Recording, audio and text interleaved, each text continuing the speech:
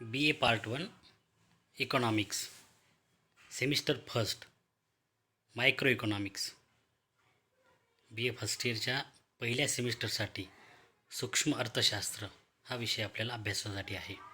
यामध्ये unit first introduction to economics अर्थशास्त्राची ओळख. यामध्ये पहिलं चॅप्टर आहे डेफिनेशन ऑफ इकॉनॉमिक्स अर्थशास्त्राच्या व्याख्या, की ज्यामध्ये वेगवेगळ्या व्याख्या आपल्याला शिकायच्या आहेत. अर्थात अर्थशास्त्राच्या दृष्टीने अत्यंत महत्त्वाचं हे चॅप्टर आहे. यामध्ये सगळ्या शास्त्रज्ञाच्या व्याख्या आपल्याला टप्प्याटप्प्याने शिकायच्या आहेत आणि त्यामुळं अत्यंत महत्त्वाचं हे चॅप्टर आपल्याला आहे. अर्थशास्त्राच्या व्याख्या हे वेगवेगळ्या कालखंडामध्ये वेगवेगळ्या असल्याचे पाहावयास मिळते. यामध्ये संपत्तीच्या दृष्टिकोन आधारित व्याख्या हे ॲडम स्मिथ यांनी मांडली, तर कल्याणाच्या दृष्टिकोन आधारित व्याख्या ही डॉक्टर मार्शल यांनी मांडलेली आहे. तर त्यानंतर दुर्मिळतेच्या दृष्टिकोन आधारित व्याख्या ही रॉबिन्सन यांनी मांडलेली आहेत. ह्या सगळ्या व्याख्या आपल्याला या चॅप्टरमध्ये शिकायच्या आहेत.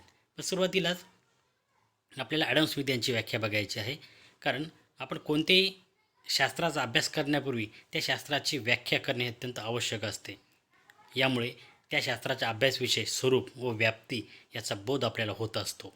आजपर्यंत अर्थशास्त्राच्या अनेकांनी अनेक व्याख्या केल्या असल्या तरी सर्वमान्य अशी व्याख्या अजून सापडलेली नाही, कारण याची व्याप्तीच इतकी मोठी आहे. याला एका व्याख्येमध्ये बसवून हे अत्यंत जड आणि अवघड काम असं आहे. तरी अनेक अर्थशास्त्रज्ञांनी आपल्या व्याख्येच्या माध्यमातून अर्थशास्त्र म्हणजे काय हे सांगण्याचा चांगल्या प्रकारे प्रयत्न केलेला आहे आणि त्या काळानुरूप त्या व्याख्या ह्या बरोबरसुद्धा होत्या, कारण काळ हा बदलत गेलेला आहे, गरजा ह्या बदलत गेलेल्या आहेत, व्यापार बदलला, राजकीय असतील, आर्थिक असतील, सामाजिक असतील, ह्या प्रत्येक गोष्टी बदलत गेल्यामुळे अर्थशास्त्राची व्याख्यासुद्धा ही वेगळ्या कालखंडामध्ये वेगवेगळी असल्याची पाहायला मिळते. आणि अर्थात ती त्या काळानुरूप अत्यंत बरोबरच होत्या हेही आपल्याला मान्य करावं लागेल.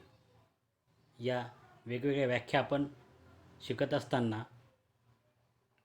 महत्त्वाची व्याख्या ठरते ती म्हणजे ॲडम स्मिथ यांची. ॲडम स्मिथ यांना अर्थशास्त्राचं जनक मानले जाते. ते का, तर आपण ते सुद्धा आपल्याला या चॅप्टरमध्ये बघायचं आहे.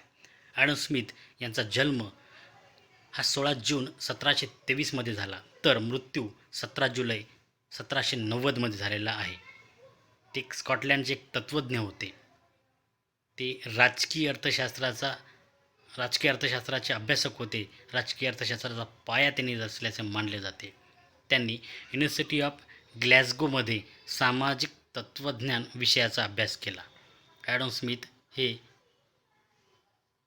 अनेक ग्रंथाच्या माध्यमातून किंवा अनेक लेखाच्या माध्यमातून आपलं अर्थशास्त्राबद्दलचं जे काही लिखाण आहे ते मांडत होते आणि त्यांनी अनेक ग्रंथ, अनेक लेख, अनेक पुस्तकं याविषयी लिहिलेली आहेत. पण त्यांचा या अर्थशास्त्राच्या दृष्टीने अत्यंत महत्त्वाचं असं पुस्तक ठरते ते म्हणजे wealth of nation. Wealth of nation हे पुस्तक त्यांनी 1776 लिहिलं आणि या ग्रंथात संपत्तीविषयक दृष्टिकोनावर आधारित व्याख्या त्यांनी मांडली. आणि ही व्याख्या मांडल्यामुळं तो एक अर्थशास्त्राच्या इतिहासातील अत्यंत एक महत्त्वाचा टप्पा मानला जातो, कारण अर्थशास्त्राला राज्यशास्त्रापासून वेगळं करण्याचं काम या पुस्तकानं केलेलं आहे आणि म्हणून हे जे पुस्तक हे अत्यंत महत्त्वाचं मानले जाते. आणि याच पुस्तकामुळे, या ग्रंथामुळे रॉबिन्स यांना अर्थशास्त्राचे जनक असं म्हणले जाते, कारण या पुस्तकामध्ये राज्यशास्त्रापासून अर्थशास्त्राला वेगळे करून पहिल्यांदाच त्याला एक स्वतंत्र विषयाचा दर्जा देण्यात आला होता. पूर्वापारपासूनच राज्यशास्त्राचा हा राजकीय गोष्टीचा हा एक भाग असल्यामुळे त्याला स्वतंत्र अशी शाखा नव्हती, पण व्यवहारामध्ये, राजकीय कारभार करण्यामध्ये अत्यंत महत्त्वाचं काम या अर्थशास्त्राचं होतं, पण स्वतंत्र स्वरूप नसल्यामुळे त्या स्वतंत्र अभ्यास हा होत नव्हता. ॲडम स्मिथ यांच्या संदर्भातील महत्त्वपूर्ण मुद्दे, की त्यांनी आपल्या आत्तापर्यंतच्या अभ्यासामध्ये काय काय महत्त्वाच्या गोष्टी केलेल्या आहेत आणि त्याचा परिणाम या अर्थशास्त्रावर किंवा इतर शाखांवरसुद्धा काय काय झालेलं आहे ते सुद्धा आपल्याला पाहायचं आहे. औद्योगिक क्रांतीने निर्मिलेल्या भांडवलशाहीतील बाजारपेठेची सर्व समीकरणे त्यांनी या ग्रंथात मांडलेली आहेत, की भांडवलशाहीचा पुरस्कार त्यांनी या ठिकाणी केल्याचं आपल्याला पाहायला मिळते. आणि दुसरं आहे भांडवलशाहीला पूरक अशी मुक्त अर्थव्यवस्था त्यांनी पुरस्कार केलेला आहे. मुक्त अर्थव्यवस्था ओपन इकॉनॉमी म्हणजे कोणीही कोणत्या देशात जाऊन व्यापार हा करू शकतो, कोणाला कोणत्याही व्यापारावर हे बंधनं नसतील आणि त्यामुळं प्रत्येक ग्राहकालासुद्धा आपल्याला हवी असलेली वस्तू ही विकत घेता येणार आहे. आणि म्हणून कोणताही ग्राहक आपल्या वस्तूपासून उपयोगापासून वंचित राहू नये ही सुद्धा त्यामागची एक धारणा होती. कारण प्रत्येक ग्राहकाला जर त्याच्याकडे चलन असेल, त्याच्याकडे पैसे असतील, तर तो आपल्याला हवी ती वस्तू निश्चितच विकत घेऊ शकत होता. आणि म्हणूनच अशी मुक्त अर्थव्यवस्था ॲडम स्मिथ यांनी मांडलेली आहे. आधीच्या व्यापारवेदांती राजकीय अर्थशास्त्र म्हटलं जात होतं. त्याला स्वतंत्र शास्त्राचा दर्जा देण्याचं कार्य हे ॲडम स्मिथ यांनी आपल्या लिखाणामधून केलेलं आहे आणि एक महत्त्वाचं कार्य या अर्थशास्त्राच्या इतिहासामध्ये ते एक मानल्या जाते.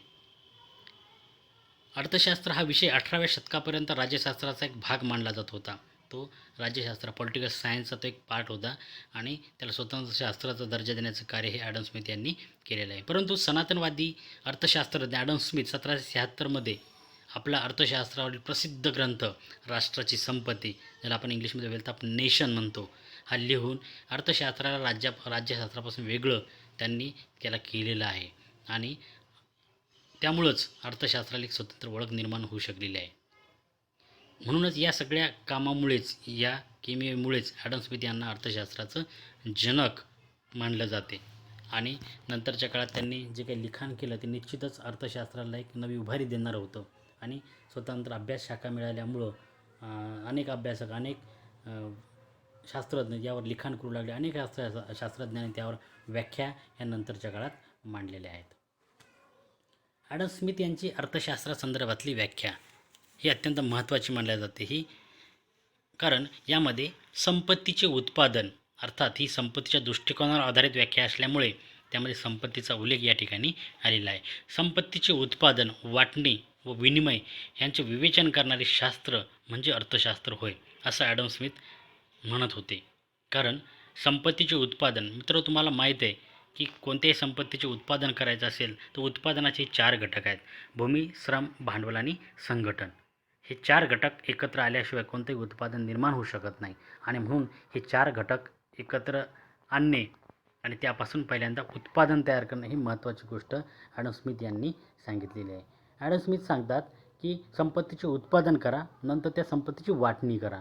म्हणजेच जे उत्पादन तुम्ही निर्माण केलं, ही जी 4 घटक होते उत्पादनामध्ये वापरलेले, या 4 घटकांना त्यांचा मोबदला त्यांना परत द्यायचा आहे.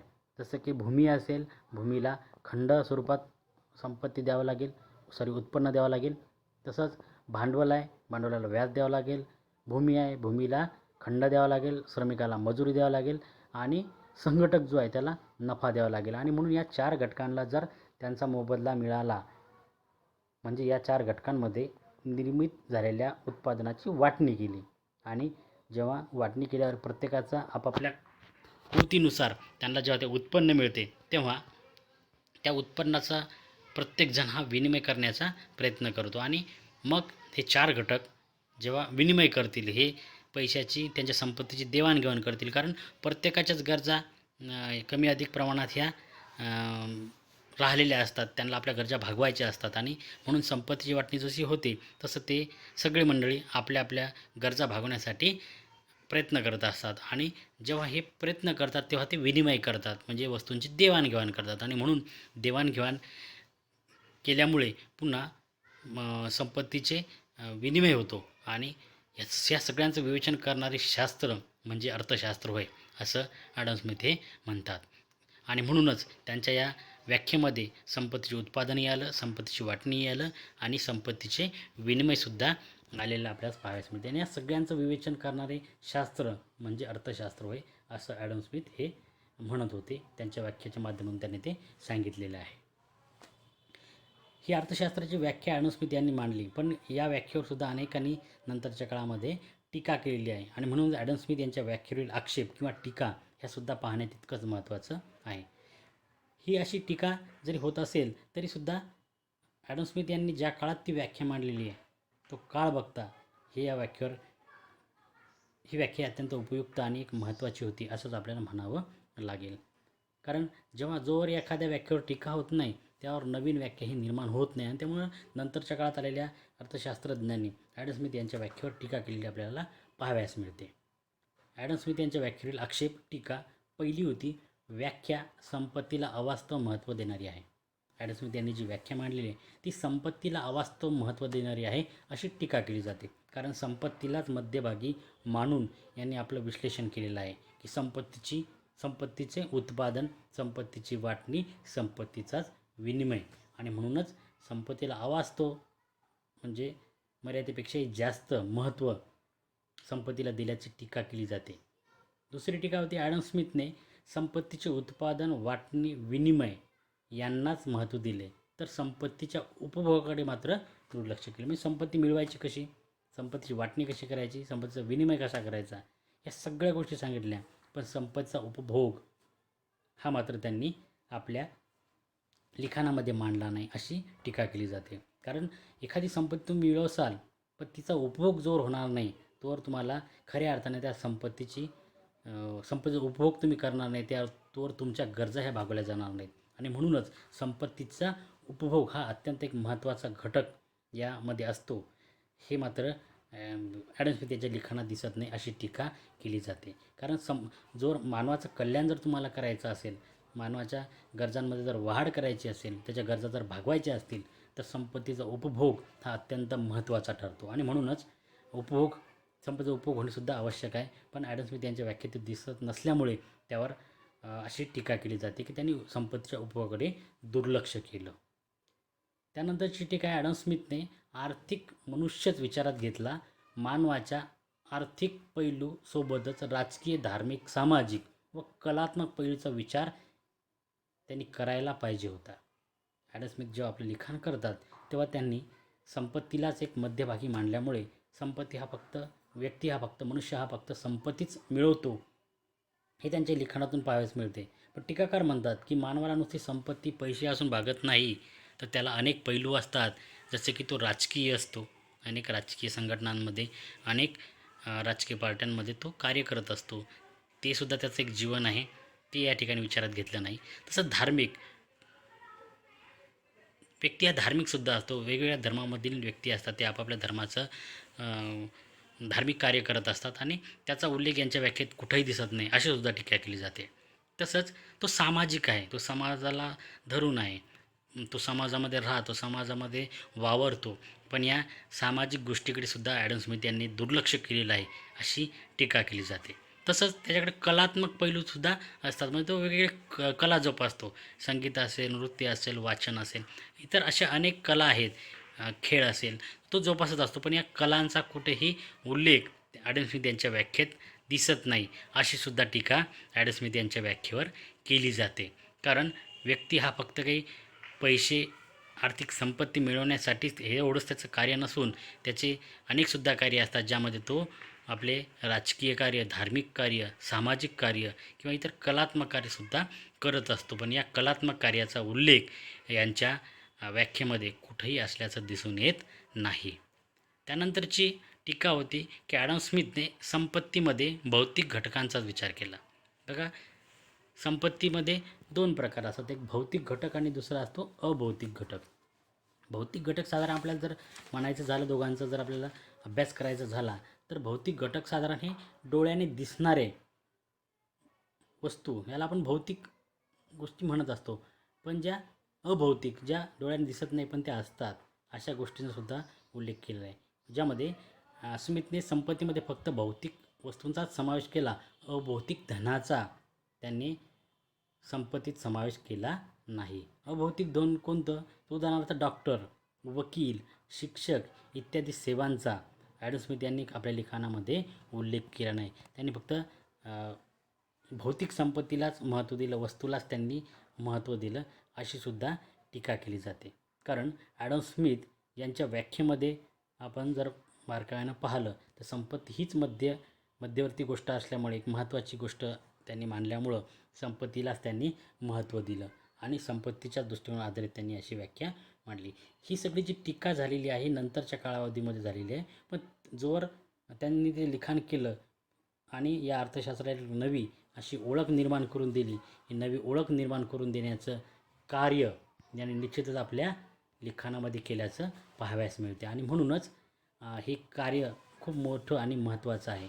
आणि म्हणूनच ॲडम स्मिथ यांची जी काही संपत्तीच्या दृष्टिकोन आधारित व्याख्या ही अत्यंत महत्त्वाची ठरते.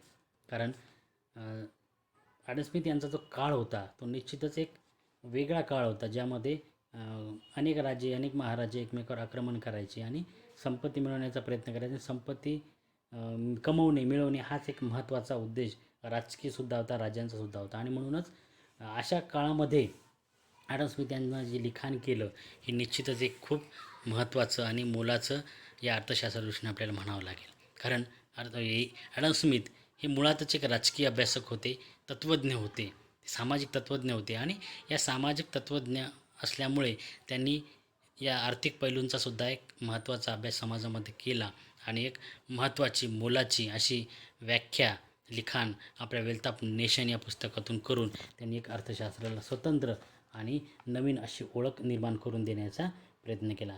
नंतरच्या काळामध्ये अनेक व्याख्या जरी आल्या असल्या तरी ॲडम स्मिथ यांनी जो काही व्याख्या सांगितलेली आहे, जे अर्थशास्त्राचं महत्त्व लोकांना पटवून दिलं, याचं महत्त्व अजिबात कमी होणार नाही.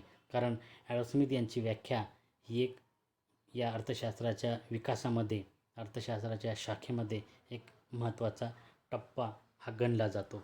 आणि म्हणूनच इतर अनेक व्याख्या नंतरच्या काळात आल्या, जसं की कल्याणाच्या दृष्टिकोन आधारित व्याख्या, दुर्मिळतेच्या दृष्टिकोन आधारित व्याख्या, या सगळ्या व्याख्या जरी आल्या असल्या तरी संपत्तीच्या दृष्टिकोन आधारित व्याख्या जी काही ॲडम स्मिथ यांनी मांडलेली ही अत्यंत महत्त्वाची आणि मोलाची आहे.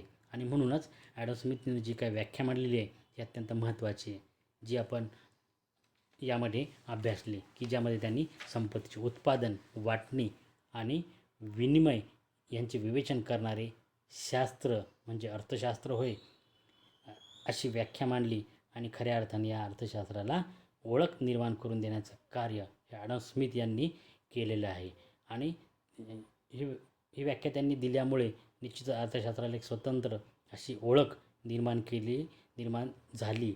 आणि म्हणूनच त्यांचा अभ्यासाचा विषय हा जो का वेल्थ ऑफ नेशन होता, हा एक या इतिहासामध्ये एक महत्त्वाचा टप्पा मांडला जातो. आणि नंतरच्या काळात यावर टीका करून अनेक व्याख्या नंतरच्या काळात अभ्यासल्या आलेल्या आहेत. पण त्यासुद्धा त्या काळानुरूप त्यासुद्धा बदलत गेलेल्या आहेत. आणि म्हणूनच अर्थशास्त्राचा एक महत्त्व जगाला सांगण्याचं कार्य ॲडम स्मिथ यांनी आपल्या लिखाणामधून वेळोवेळी केलं. आणि त्यामुळेच ॲडम स्मिथ यांना अर्थशास्त्राचं जनक असं मानले जाते. आणि ही अत्यंत महत्त्वाची गोष्ट ॲडम स्मिथ यांनी केल्यामुळंच त्यांना आजही एक अर्थशास्त्राचे जनक म्हणून एक खूप मोठी मान्यता आहे आणि ती मान्यता कधीच कमी होणार नाही. आणि म्हणूनच हे असे आक्षेप ॲडम स्मिथ यांच्या व्याख्येवर आक्षेप किंवा टीका जरी होत आल्या असल्या तरी त्यांनी जी व्याख्या ज्या काळात मांडली ते महत्त्व, तो काळ पाहता त्यांच्या व्याख्येचं महत्त्व हे कधीच कमी होणार नाही, असं आपण या ठिकाणी सांगू शकतो.